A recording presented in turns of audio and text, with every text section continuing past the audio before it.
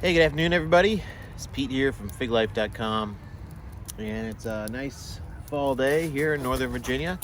And I thought I'd just take a few minutes and talk about the strategies I use to get fruit from my fig trees that I grow from fig cuttings in just a 1 year time frame. And that allows me to provide some sort of evaluation of the quality of the fruit, or the success that I think I'll have from that variety within a relatively short period of time. Within a 1 year period, which I think is pretty advantageous when you think about it, because a lot of fruits, a lot of different types of fruit, you may have to wait 2-3 years to get a fruit from a particular type of tree.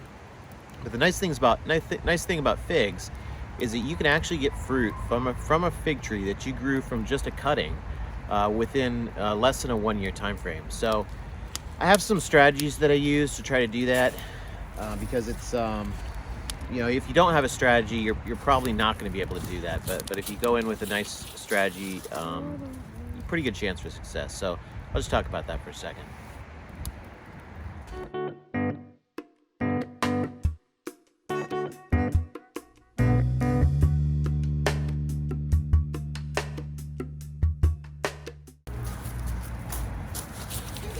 All right, so big picture, the key to getting fruit within a 1 year period, when you're trying a new variety, you're growing it from a cutting, or even if you got it as a rooted cutting, early in the year, the key is to try to extend the season length as long as possible. And here in Northern Virginia, we've got an okay season length. It's all right, but it's not quite long enough to guarantee or really even give you a good shot of getting fruit within a 1 year period if you don't do a little extra, a few extra things. So the key is extending the season length. And the way that I typically do that is I extend the season on the front end, because it's much easier to extend the season on the front end than it is to extend the season on the back end. And the reason really is because of the tools that I have to use in order to do that. So the two tools that I use to augment Mother Nature are the greenhouse, which actually is just right over there.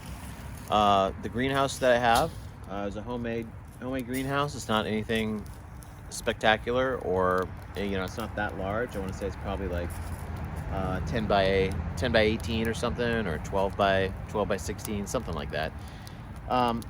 So I have the greenhouse, which I do have a space heater inside of it, so it's a heated greenhouse. And then I also have a grow light setup that I have indoors. And so the combination of those two things allows me to extend the season, again, mostly on the front end of the season, to a long enough period such that I'm able to usually get fruit from my fig varieties within the first year, having grown them from cuttings. So in order to understand how I best do this, you sort of have to understand the annual process for how the whole fig circle of life exists. And that is, you have a growing season. The growing season basically ends, and that occurs, in the October time frame, pretty much the end of October. And then the trees go dormant throughout, they start going dormant throughout November and into December. Usually by December, I pretty much consider them mostly dormant. So what happens at that point is I go through and I cut up all my trees, and I cut them way back, and I'll usually leave like a 12 to 18 inch trunk on the trees. They're usually in 5-gallon containers. And what this does is it allows me to prune them back so they're very compact, and that way I can store those trees within my greenhouse, and I can fit a lot of trees in there if I cut them back that far. Excuse me. I can usually fit over 100 trees in this little greenhouse, and well, now there are some that I don't cut back quite that far, because some of the figs I've put in larger containers. Some of them are a little bit older, and so in those cases I may leave scaffold branches on the figs. In fact, I will leave scaffold branches on the figs, and I'll just prune the figs back to those scaffold branches. But still, I'm trying to keep them as compact as possible. And also, the 5-gallon containers are nice because it allows me to keep the amount of the footprint that each fig has pretty small, so that I can fit a lot of those figs into the greenhouse. And so that's what happens in December. I prune those things way back, and that gives me a lot of cuttings. And then the cuttings, what I do with those, and again, this is December time frame. What I'll do with those is I will either save them to root them and create new plants, or I will trade them, or I will sell them. But pretty much all the cuttings, all the lignified cuttings anyway, are going to go to use in some way. I try not to waste any of that scion wood. And so what'll happen then at that point is the trees are going to go, the pots are going to go in the greenhouse into storage for the winter, and I keep the greenhouse on a thermostatic controller that cycles the space heater on and off to keep it just above freezing. So it'll cycle on at 32 degrees and cycle off at 30, 36 or something like that, 38, I don't know.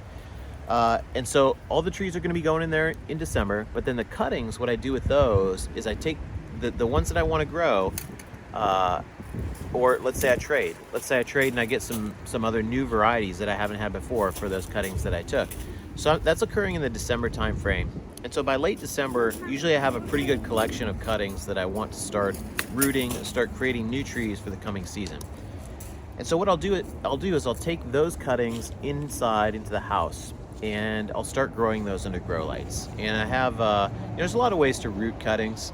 I use Threefold Farms process that they describe on their website. It's been pretty successful for me. It's basically like a direct planting sort of process. You pot them, you plant them in a tree pot, and you root them directly in the tree pot, and that's been pretty successful for me. But there's a lot of ways to do rooting.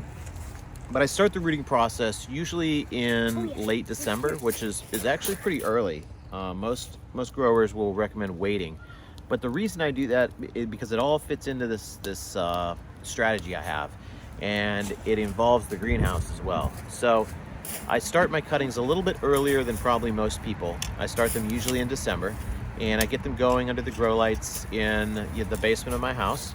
And I have a grow light setup that's designed. I designed it in order to grow, to root cuttings and to grow some vegetative growth. And so I get the cuttings going. They're going December, January, February. Usually by the time I'm getting to March, I'm starting to get trees in the grow room setup that are able to go out of the grow room setup and into something else. And usually, you may have a few that are ready to do that in February, but usually that happens in March. So simultaneously with that, we've gone through the winter months. I haven't had any issues with freezing of my fig trees outside because they're all protected in the greenhouse, which is being controlled above freezing for the most part. And then what's happening is in February, I'm going to go ahead and start heating up the greenhouse. And it could be, let's say mid-February, around that time frame. I'll start heating up the greenhouse. And all that involves is just changing the thermostatic controller so that it's controlling the temperature of the greenhouse at a higher temperature. And usually I want it up in the 70s. So it may be like 70 to 80 degrees in there.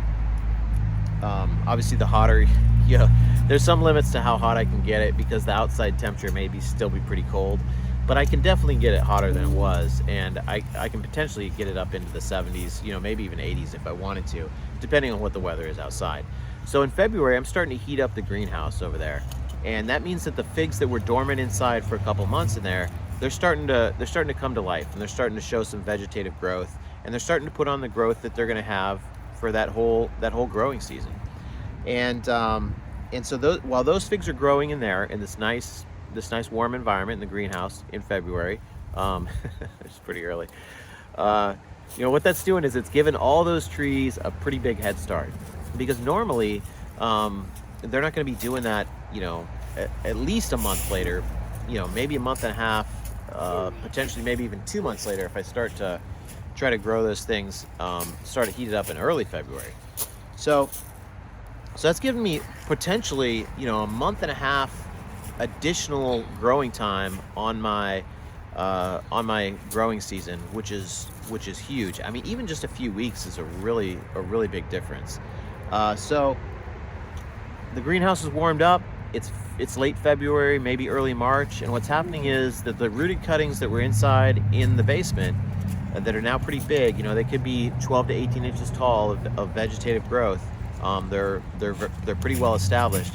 What I'll start doing at that point, as those things are getting bigger, I'll start taking them out of the grow room set up in the basement, and I'll start bringing them into the heated greenhouse over here, which is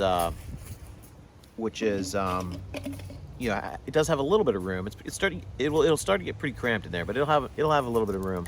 And usually when I bring them out, I take them out of their 4x4x9 tree pots, and I'll put them in like a 3-gallon container, which will give them more room to expand those roots out.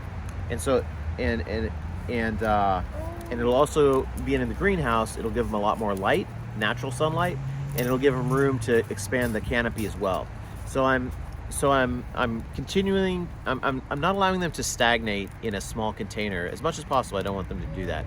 I want to continue giving them room to grow.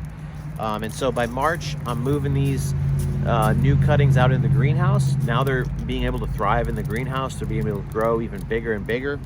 And what'll happen is, you know, they'll spend maybe like a couple months in there. Let's say it's early March that I bring them in the greenhouse.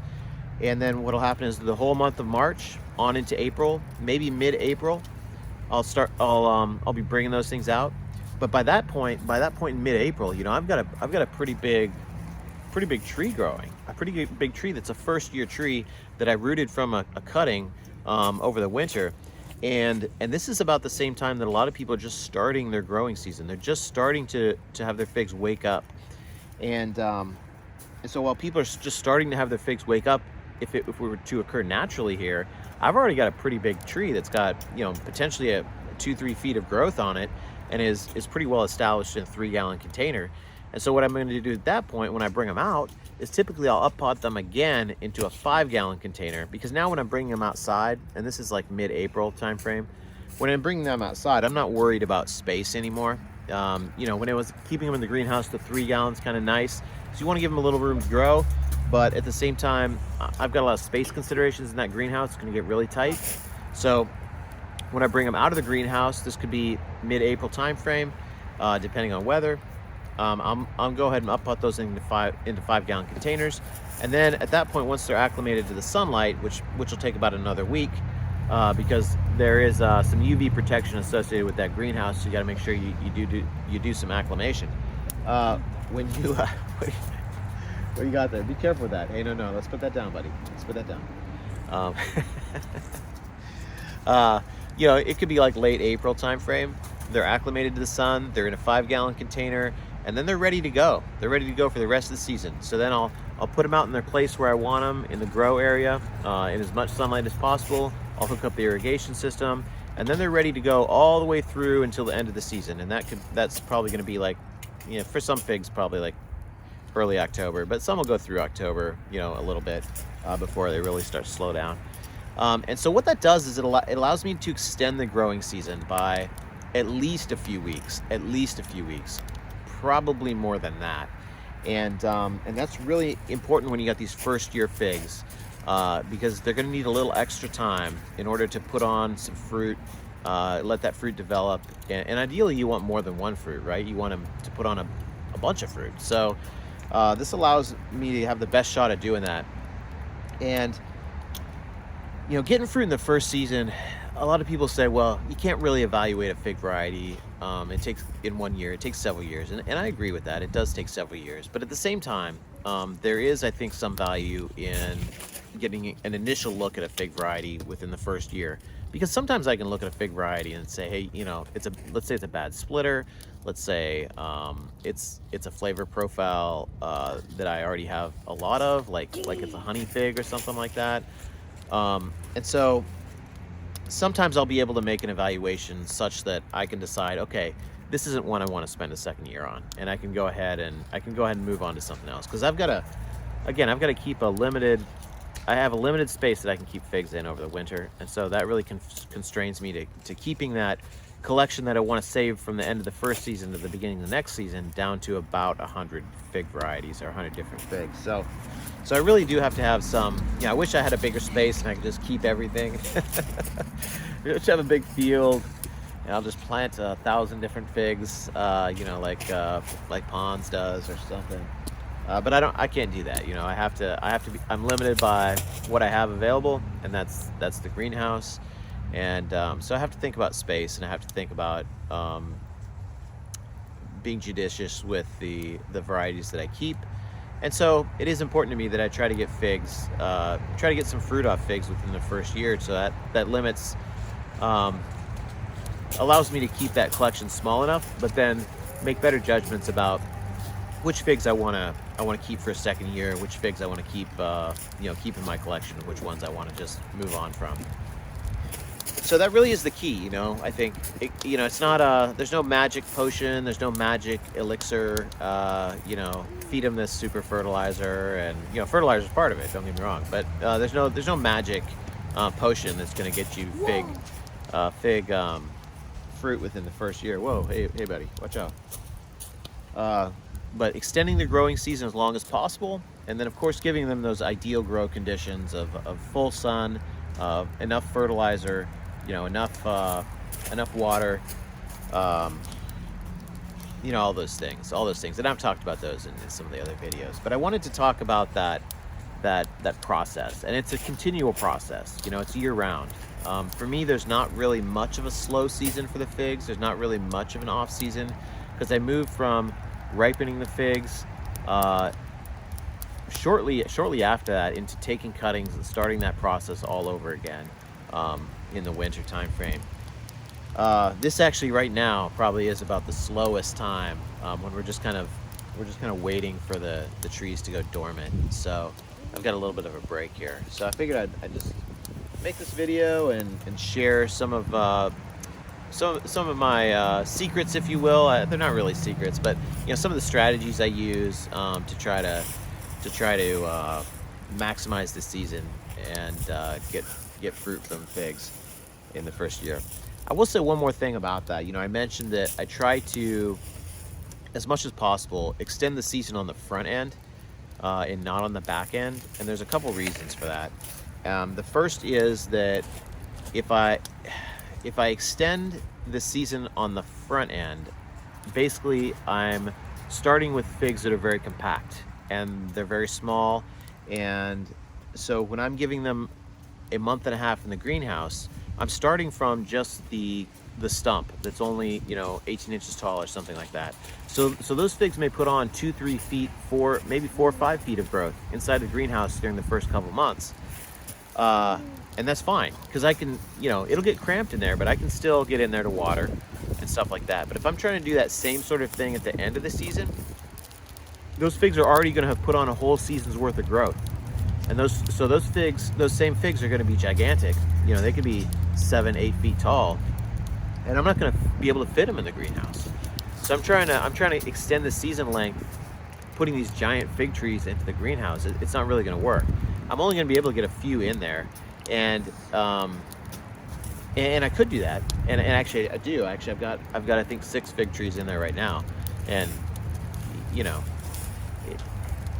can get it to work. But the other part of that is it's difficult. It's more difficult to extend them at the end of the season, because when you're extending the season on the front end, and I can do this via grow lights or I can do it via the greenhouse, but when I'm doing it at the front end, I don't have to give them excellent growing conditions. I just have to give them a little bit of light. I have to give them some light. I have to give them heat, and that allows them to put on quite a bit of vegetative growth.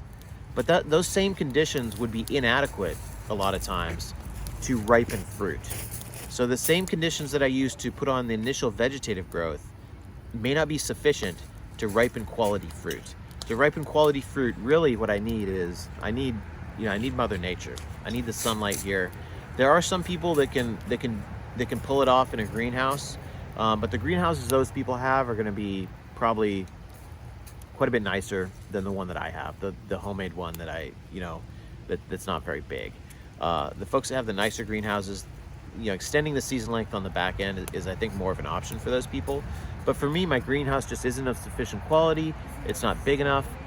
It would be very difficult. It is very difficult for me to create the environmental conditions necessary to ripen fruit in a greenhouse than the season, at least on the scale that I'm talking about, which is like 100 trees. You know, I can do a few trees, but not on the scale that I'm looking at. So